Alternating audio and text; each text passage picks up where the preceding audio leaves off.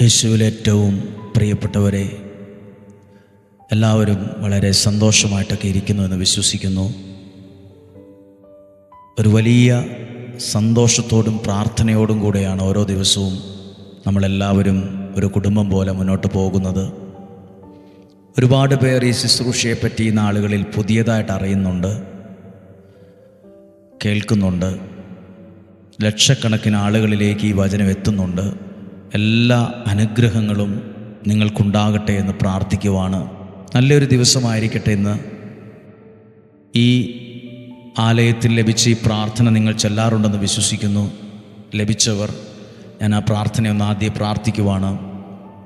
ഒരു ദോഷവും എനിക്ക് വരികയില്ല, ഒരു തിന്മയും എനിക്ക് ഭവിക്കില്ല, ഒരനർത്ഥവും എൻ്റെ കൂടാരത്തെ തൊടുകയുമില്ല.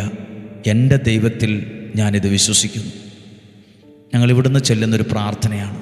ഈ പുതിയ വർഷത്തിൽ വലിയ ദൈവിക സംരക്ഷണം കിട്ടും. ഒരു ദോഷവും വരില്ല, ഒരു തിന്മയും വരില്ല, ഒരനർത്ഥവും എൻ്റെ കൂടാരത്തെ തൊടുകയുമില്ല. എൻ്റെ ദൈവത്തിൽ ഞാനിത് വിശ്വസിക്കുന്നു. 3 പ്രാവശ്യം ഈ പ്രാർത്ഥന ചൊല്ലണം. നമുക്ക് ദൈവിക സംരക്ഷണം കിട്ടും. ദൈവം അനുഗ്രഹിക്കട്ടെ. ഒത്തിരി ആഗ്രഹത്തോടെ മാതാപിതാക്കൾ ഇവിടെ വന്ന് പ്രാർത്ഥിച്ചിട്ടുണ്ട്. എല്ലാവരെയും, എല്ലാ കുഞ്ഞുങ്ങളെയും, പ്രാർത്ഥനയിൽ പങ്കെടുക്കുന്ന എല്ലാ കുഞ്ഞുങ്ങളെയും ദൈവത്തിൻ്റെ തൃക്കരങ്ങളിൽ കൊടുക്കുകയാണ്. +1, +2, SSLC വിവിധ പരീക്ഷകൾക്ക് ഒരുങ്ങുന്നവർ, പഠിക്കുന്നവർ എല്ലാവരെയും അവരാഗ്രഹിച്ച് സ്വപ്നം കാണുന്ന സ്ഥലത്ത്, സാഹചര്യത്തിൽ അവരെത്തണം. അവരൊരനുഗ്രഹമായി മാറണം. അവരെ ഓർത്ത് മാതാപിതാക്കൾക്ക് ആനന്ദിക്കാൻ, സന്തോഷിക്കാൻ, അഭിമാനിക്കാൻ ഇടവരണം. നല്ല പ്രായത്തിൽ തന്നെ എത്തേണ്ട സ്ഥലത്ത് എത്തണം ദൈവാനുഗ്രഹത്തോടെ. അതിനുവേണ്ടി പ്രാർത്ഥിക്കുന്നു. മനസ്സുകൊണ്ട് ആഗ്രഹിച്ച് ദൈവകരങ്ങളിൽ ഏൽപ്പിച്ച് പ്രാർത്ഥിക്കുന്നു. പ്രിയപ്പെട്ടവരെ, ഇന്ന് ഈ വചനം നമ്മൾ കേൾക്കുമ്പോൾ നമുക്ക് ഈ വചനത്തിലൂടെ നമുക്ക് ആവശ്യമായതെല്ലാം ദൈവം തരും. നമ്മൾ കഴിക്കുന്ന ഭക്ഷണത്തിലൂടെയാണ് നമുക്കാവശ്യമായ വൈറ്റമിൻസ്, പോഷകങ്ങൾ എല്ലാം നമുക്ക് കിട്ടുന്നത്. ഞാൻ 1-2 കാര്യങ്ങൾ മനസ്സിലാക്കി നിങ്ങളോട് പറയുകയാണ്. ഇപ്പോൾ ഒരാളുടെ ശരീരത്ത് വൈറ്റമിൻ എ ആവശ്യമാണ്. അപ്പോൾ അതിനുവേണ്ടി കഴിക്കേണ്ട ഭക്ഷണമാണ് ക്യാരറ്റ്, പപ്പായ ഒക്കെ. വൈറ്റമിൻ സി ആവശ്യമാണ്, പ്രധാനപ്പെട്ടതാണ് വൈറ്റമിൻ സി. അതിനുവേണ്ടി എന്ത് ഭക്ഷണം കഴിക്കണം? ഓറഞ്ച് അല്ലെങ്കിൽ പേരയ്ക്ക, ഇതൊക്കെ കഴിക്കണം. വൈറ്റമിൻ ഡി ആവശ്യമാണ് നമ്മുടെ ശരീരത്ത്. വൈറ്റമിൻ ഡി അത് ഏതെല്ലാം ഭക്ഷണത്തിലാണ് ഉൾപ്പെടുത്തിയിരിക്കുന്നത്? ഉള്ളത് പാലിലും മീനിലും മുട്ടയിലും ഒക്കെ വൈറ്റമിൻ ഡി ഉണ്ട്. ഇങ്ങനെ പറയാൻ ഒത്തിരിയുണ്ട്. ഇതെല്ലാം ഓരോ ഭക്ഷണത്തിനകത്തും നമ്മുടെ ശരീരത്തിന് ആവശ്യമായ വൈറ്റമിൻസ് ഉണ്ട്. ഇതിലെവിടെയെങ്കിലും കുറവ് വന്നാൽ അത് ആരോഗ്യത്തെയൊക്കെ ബാധിക്കും. നമ്മൾ പറയില്ലേ, ഡോക്ടർമാർ പറയും നിങ്ങളുടെ ശരീരത്ത് വൈറ്റമിൻ സിയുടെ കുറവുണ്ട്, വൈറ്റമിൻ എയുടെ കുറവുണ്ട്, വൈറ്റമിൻ ബിയുടെ കുറവുണ്ട്, ഇന്ന ഭക്ഷണം കൂടുതലായിട്ട് കഴിക്കണം. ചില ഭക്ഷണത്തിനകത്താണ് നമുക്കുള്ള വൈറ്റമിൻസ് ഉള്ളതുപോലെ നമ്മൾ കേൾക്കുന്ന ഈ വചനത്തിനകത്ത് ഒരു മനുഷ്യന് ആവശ്യമായ എല്ലാ അനുഗ്രഹമുണ്ട്. ഓരോ വചനത്തിനകത്തും നമ്മുടെ മക്കൾക്ക്, വീടിന്, ആരോഗ്യത്തിന്, നമ്മുടെ ജീവിതത്തിന് ആവശ്യമായ എല്ലാ അനുഗ്രഹങ്ങളും ദൈവം ഈ വചനത്തിനകത്ത് നിക്ഷേപിച്ചിട്ടുണ്ട്. വിശ്വാസത്തോടെ അത് സ്വീകരിക്കുമ്പോൾ ആ അനുഗ്രഹം എൻ്റെ ജീവിതത്തിലേക്ക് വരും. മനസ്സിലായോ? ഞാൻ മനസ്സിലാകുന്നൊരു ഭാഷയിൽ അതൊന്നും നിങ്ങളുടെ അടുത്തെത്തിച്ചെന്നേ ഉള്ളൂ. ദൈവം അനുഗ്രഹിക്കട്ടെ. ഇന്ന് പ്രതീക്ഷയോടെ നമുക്ക് ഈ വചനം കേൾക്കാം. ഉൽപ്പത്തി പുസ്തകം 31-ാം അധ്യായം 13-ാമത്തെ വാക്യമാണ്. യാക്കോബ് ഒരു പ്രാർത്ഥന പ്രാർത്ഥിക്കുന്നത് എഴുതിയിട്ടുണ്ട്. ഉൽപ്പത്തി പുസ്തകം 31-ാം അധ്യായം 13-ാമത്തെ വാക്യം. നീ കൽത്തൂണിന് അഭിഷേകം ചെയ്യുകയും വ്രതമെടുക്കുകയും ചെയ്ത സ്ഥലമായ ബഥേലിലെ ദൈവമാണ് ഞാൻ. യാക്കോബിനോട് പറയുവാണ്, നീ കൽത്തൂണിന് അഭിഷേകം ചെയ്യുകയും വ്രതമെടുക്കുകയും ചെയ്തില്ലേ? അപ്പോൾ ഇതിനൊക്കെ വിലയുണ്ട്. കൽത്തൂണിന് അന്നത്തെ കാലത്ത് ഒരു പ്രാർത്ഥനാ രീതിയാണ്. കൽത്തൂണിന് അഭിഷേകം ചെയ്ത് ഉപവാസമെടുത്ത് വ്രതമെടുക്കുകയും ചെയ്ത സ്ഥലമായ ബഥേലിലെ ദൈവമാണ് ഞാൻ. എഴുന്നേറ്റ് ഇവിടം വിട്ട് നിന്റെ ചാർച്ചക്കാരുടെ നാട്ടിലേക്ക് തിരിച്ചു പോകുക. ഒരു ദൈവികമായൊരു മെസ്സേജ് യാക്കോബിനുണ്ടാവുകയാണ്. യാക്കോബ് ആരാണ്? വ്രതമെടുത്തയാളാണ്. കൽത്തൂണിന് അഭിഷേകം ചെയ്ത് പ്രാർത്ഥിച്ചയാളാണ്. ബഥേലിലെ ദൈവം പറയുവാണ്, ദൈവമായ കർത്താവ് പറയുവാണ്, നീ വ്രതമെടുത്തു, നീ ഇന്നതുപോലെ പ്രാർത്ഥിച്ചു, ഒക്കെ ദൈവം ഇത് കണ്ടു എന്ന് ഓർക്കണം. നമ്മളിവിടെ ഇരുന്ന് ദൈവത്തിൻ്റെ വചനം ഇങ്ങനെ കേൾക്കുന്നത്, അല്ലെ മാതാപിതാക്കൾ മക്കളെ കൂടെ ഇരുത്തി വചനം കേൾക്കുന്നത്, പ്രാർത്ഥിക്കുന്നത് ദൈവം കാണുന്നുണ്ട്. യാക്കോബ് വിചാരിച്ചില്ല ഇതൊക്കെ ദൈവം കണ്ടു എന്ന്. ദൈവം പറയാ യാക്കോബിനോട്, നീ കൽത്തൂണിന് അഭിഷേകം ചെയ്യുകയും വ്രതമെടുക്കുകയും ചെയ്ത അതൊക്കെ ഞാൻ ശ്രദ്ധിച്ചിട്ടുണ്ട്. രാവിലെ 5:30 എഴുന്നേൽക്കുന്നത്, വചനം കേൾക്കാൻ ഒരുങ്ങുന്നത്, ആ ഡയറി എടുത്തുകൊണ്ട് വരുന്നത്, ഇതിന് ഈ വചനം കേൾക്കുന്നതിന് മുമ്പ് തന്നെ ഒത്തിരി പേരിലേക്ക് ഈ വചനം കേൾക്കാൻ പാകത്തിന് അയച്ചു കൊടുക്കുന്നത്, ഷെയർ ചെയ്യുന്നത്, ഈ സുവിശേഷ വേല, ഇത് നമ്മൾ മാത്രമല്ല, നമ്മൾ ചെയ്യുന്ന ചെറിയ കാര്യങ്ങളെപ്പോലും ദൈവം ശ്രദ്ധിക്കുന്നുണ്ട്. അങ്ങനെ യാക്കോബ് അങ്ങനെയൊക്കെ ചെയ്തപ്പോൾ 31-ാം അധ്യായം 24-ാമത്തെ വാക്യം, എന്നാൽ ദൈവം രാത്രി പ്രത്യക്ഷപ്പെട്ട് അരമാനായ ലാബാനോട് പറഞ്ഞു, നല്ലതോ ചീത്തയോ ആയ ഒരു വാക്കുപോലും യാക്കോബിനോട് പറയാതിരിക്കാൻ ശ്രദ്ധിച്ചു കൊള്ളണം. യാക്കോബിനോട് ഒന്നും വളരെ ശ്രദ്ധയോടെ വേണം നീ ചെയ്യാൻ. ഒരു കാര്യവും അവനെ വിഷമിപ്പിക്കുന്ന രീതിയിലൊന്നും പറയാൻ പാടില്ല. യാക്കോബിന് കിട്ടുന്നൊരു ദൈവിക സംരക്ഷണം കണ്ടോ? ആ വാക്യം വായിച്ചാൽ അറിയാം. എന്നാൽ ദൈവം രാത്രി സ്വപ്നത്തിൽ പ്രത്യക്ഷപ്പെട്ട് അരമായനായ ലാബാനോട് പറഞ്ഞു, നല്ലതോ ചീത്തയോ ആയ ഒരു വാക്കുപോലും യാക്കോബിനോട് പറയാതിരിക്കാൻ സൂക്ഷിച്ചു കൊള്ളുക.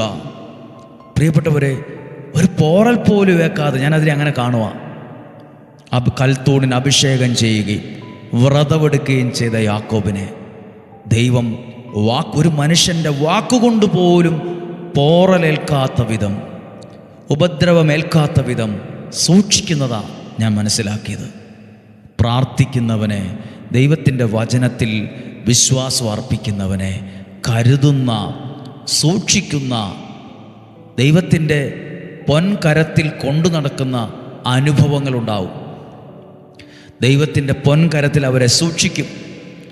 ഒരു ദോഷവും വരാതെ. അതുകൊണ്ട് ഇന്ന് പ്രാർത്ഥിച്ച്, ഒരു ദോഷവും വരാതെ, ഒരു തിന്മയും വരാതെ, ഒരനർത്ഥവും വരാതെ എന്നെ സംരക്ഷിക്കണമേ. ഹല്ലേലൂയ. നമ്മളെല്ലാവരും ഒന്ന് ആഗ്രഹിച്ച്, നമ്മൾ വിചാരിക്കും നമ്മുടെ പ്രാർത്ഥന കൊണ്ടൊന്നും ഒരു കാര്യമില്ല. അല്ല, അതിന് വിലയുണ്ട്. അത് ദൈവസന്നദ്ധിയിൽ മനുഷ്യൻ്റെ അടുത്ത് അതെത്രമാത്രം ഗൗരവമാണെന്ന് എനിക്കറിയില്ല. കളിയാക്കുന്നവർ കാണും, വിമർശിക്കുന്നവർ കാണും, കുറ്റപ്പെടുത്തുന്നവർ കാണും. ഇയാൾ അങ്ങനെയല്ലേ, ഇയാൾ ഇങ്ങനെയല്ലേ എന്തെല്ലാം കാര്യങ്ങൾ പറയുന്നുണ്ടാവും. പക്ഷെ ദൈവസന്നദ്ധിയിൽ നമ്മുടെ പ്രാർത്ഥനയ്ക്ക് വിലയുണ്ട്, നമ്മുടെ ഉപവാസത്തിന് വിലയുണ്ട്, നമ്മളെടുക്കുന്ന വ്രതത്തിന് വിലയുണ്ട്, നമ്മളെടുക്കുന്ന ത്യാഗത്തിന് വിലയുണ്ട്. നമ്മൾ ചെയ്യുന്ന ചെറിയ കാര്യമാകാം, നിസ്സാരമാകാം നമ്മുടെ ദൃഷ്ടിയിൽ, പക്ഷേ അതിന് ദൈവസന്നദ്ധിയിൽ വിലയുണ്ട്. ദൈവം നമ്മളെ, യാക്കോബിനെ അനുഗ്രഹിച്ചൊരു ദൈവത്തെ നമുക്ക് കാണാൻ പറ്റും. ഈ ബൈബിളിൽ വായിക്കുമ്പം യാക്കോബ് ദൈവാനുഗ്രഹമുള്ളവനായി ഈ ബൈബിൾ എഴുതിയിട്ടുണ്ട്. യാക്കോബിൻ്റെ സമ്പത്തെന്നൊക്കെ.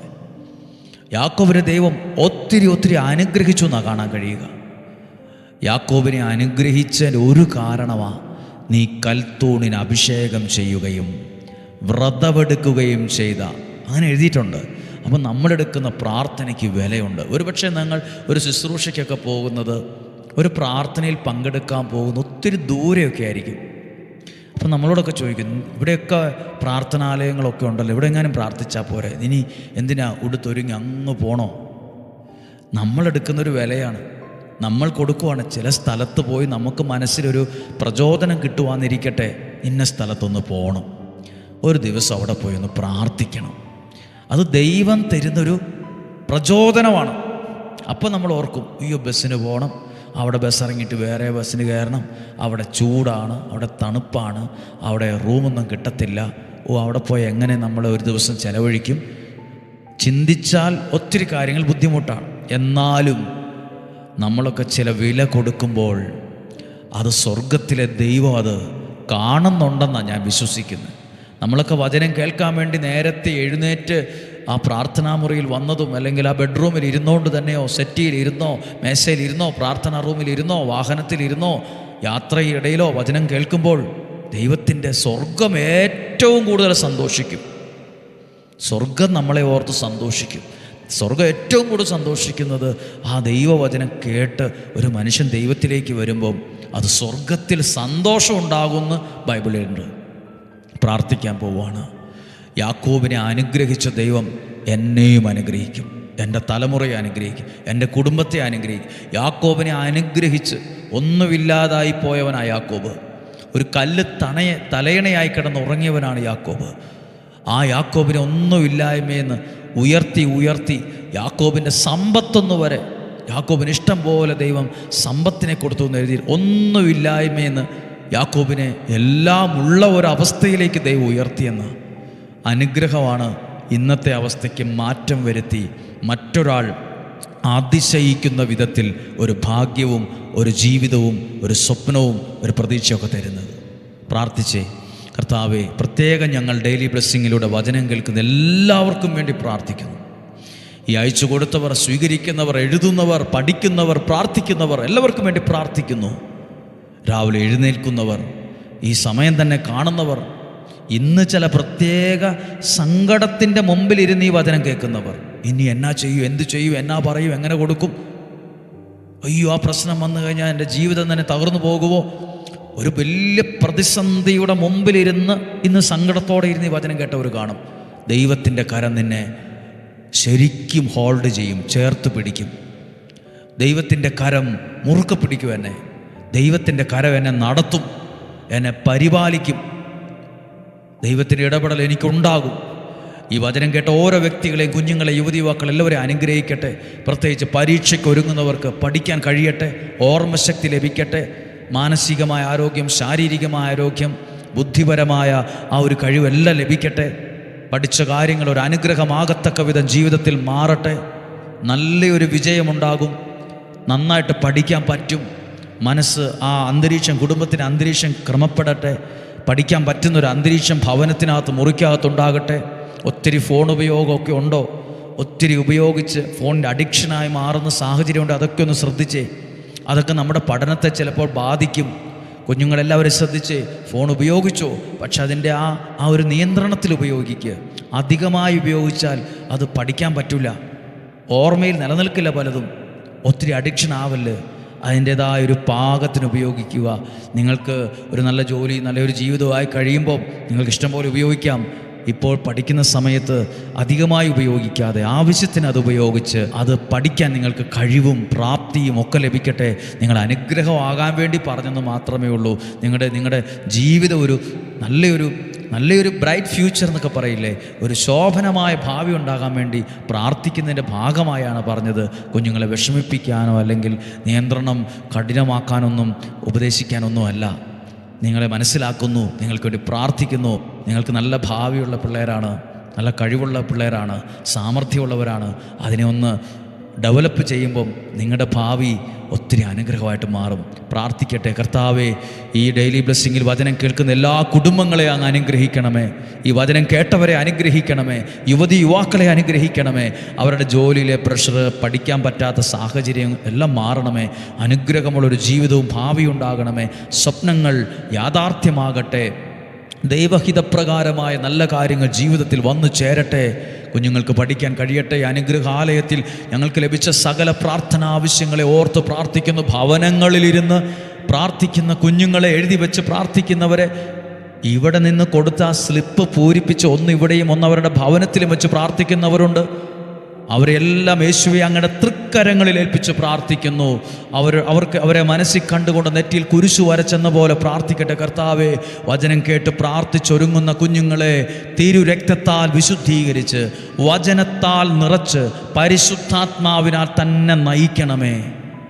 നമ്മുടെ കർത്താവ് ഈശോ മിശിഹായുടെ കൃപയും പിതാവായ ദൈവത്തിൻ്റെ സ്നേഹവും പരിശുദ്ധാത്മാവിൻ്റെ സഹവാസവും നിങ്ങളോട് കൂടെ ഉണ്ടായിരിക്കട്ടെ. രോഗങ്ങൾ, അപകടങ്ങൾ, ദുർമരണങ്ങൾ, മൂപ്പെത്താത്ത മരണങ്ങൾ, അപകടങ്ങൾ, ചതി, വഞ്ചന, സകലതിൽ നിന്നും സംരക്ഷണം ഉണ്ടാകട്ടെ. ദീർഘായുസ്സും ആരോഗ്യവും ഐശ്വര്യവും ഉണ്ടാകട്ടെ. സമാധാനമുണ്ടാകട്ടെ. ഉയർച്ചയുണ്ടാകട്ടെ. രക്ഷപ്പെടാൻ കാരണമാകട്ടെ. ഇത് രക്ഷപ്പെടാൻ കാരണമാകുന്ന ഒരു ചവിട്ടുപടിയായി മാറട്ടെ. ഉയരാൻ പാകത്തിന് ദൈവത്തിൻ്റെ കരം നിങ്ങളുടെ മേൽ ചേർന്നു നിൽക്കട്ടെ. നല്ലൊരു ദിവസമായിരിക്കട്ടെ. ഒന്നിനൊരു കുറവുണ്ടാവില്ല. ദൈവം ഭംഗിയായിട്ട് ഈ ദിവസം നടത്തും. ഇന്ന് തന്നെ ഒരു സാക്ഷ്യം പറയാൻ ഇടവരട്ടെ. യേശുവിൻ നാമത്തിൽ നിങ്ങളെ അനുഗ്രഹിച്ച് പ്രാർത്ഥിക്കുന്ന ഇപ്പോഴും എപ്പോഴും എന്നേക്കും ആമേൻ. ദൈവം അനുഗ്രഹിക്കട്ടെ. സാധ്യമായ എല്ലാവർക്കും അയച്ചു കൊടുക്കുക. ഒരുമിച്ച് പ്രാർത്ഥിക്കുക. നല്ലൊരു ദിവസം ആശംസിക്കുന്നു. നാളെയും 5:30 നമുക്ക് സാധ്യമായിടത്തോളം ഒരുമിച്ച് കാണാം, പ്രാർത്ഥിക്കാം. ദൈവം നമ്മെ എല്ലാവരെയും കണ്ണിലെ കൃഷ്ണമണി എന്ന പോലെ കാത്തു പരിപാലിക്കട്ടെ. ആമേൻ.